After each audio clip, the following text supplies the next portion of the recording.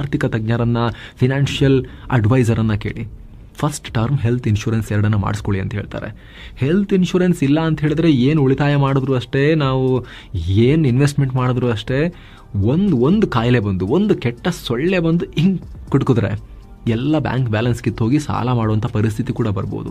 ಒಂದು ಎಕ್ಸಾಂಪಲ್ ಹೇಳಿದ್ದು ನಿಮಗೆ. ಆ ಥರದ 10 ಆರೋಗ್ಯದ ಸಮಸ್ಯೆಗಳು ಯಾರಿಗೆ ಯಾವಾಗ ಬೇಕಾದರೂ ಬರ್ಬೋದು. ವಯಸ್ಸಾದವ್ರಿಗೊಂಥರ, ಮಧ್ಯ ವಯಸ್ಸಿನವ್ರಿಗೊಂಥರ, ಮಕ್ಕಳಿಗೊಂಥರ ಆರೋಗ್ಯ ಸಮಸ್ಯೆಗಳು ಬರ್ಬೋದು. ಹೆಲ್ತ್ ಇನ್ಶೂರೆನ್ಸ್ ಇತ್ತು ಅಂತ ಹೇಳಿದ್ರೆ ಹಾಸ್ಪಿಟಲ್ ಬಿಲ್ನ ಭಯ ಇರೋದಿಲ್ಲ. ಯಾವ ಹಾಸ್ಪಿಟಲ್ ಟ್ರೀಟ್ಮೆಂಟ್ ತಗೊಳ್ಳಪ್ಪ, ಈಗ ಅಲ್ಲಿ ಎಷ್ಟು ರೇಟ್ ಆಗುತ್ತೆ, ಇಲ್ಲೇ ಎಷ್ಟು ರೇಟ್ ಆಗುತ್ತೆ, ಆ ಥರ ಭಯಪಡೋ ಅವಶ್ಯಕತೆ ಇರೋದಿಲ್ಲ.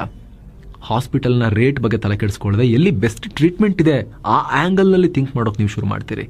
ಹಾಗಾಗಿ ಸ್ನೇಹಿತರೆ, ಸಣ್ಣ ಪ್ರೀಮಿಯಂನಲ್ಲೇ ದೊಡ್ಡ ಕವರೇಜ್ ಕೊಡೋ 10 ಲಕ್ಷ, 20 ಲಕ್ಷ, 50 ಲಕ್ಷ, 1 ಕೋಟಿ, ಹೀಗೆ ನಿಮಗೆ ಬೇಕಾದ ರೀತಿಯಲ್ಲಿ ನೀವು ಹೆಲ್ತ್ ಇನ್ಶೂರೆನ್ಸ್ನ ಕವರೇಜ್ ಪಡಿಬೋದು. ಅಂಥ ಸಂದರ್ಭದಲ್ಲಿ ಹೆಲ್ತ್ ಇಶ್ಯೂಸ್ ಆದಾಗ, ಹಾಸ್ಪಿಟಲ್ ಅಡ್ಮಿಟ್ ಆದಾಗ ಆ ಬಿಲ್ಗಳನ್ನು ಹೆಲ್ತ್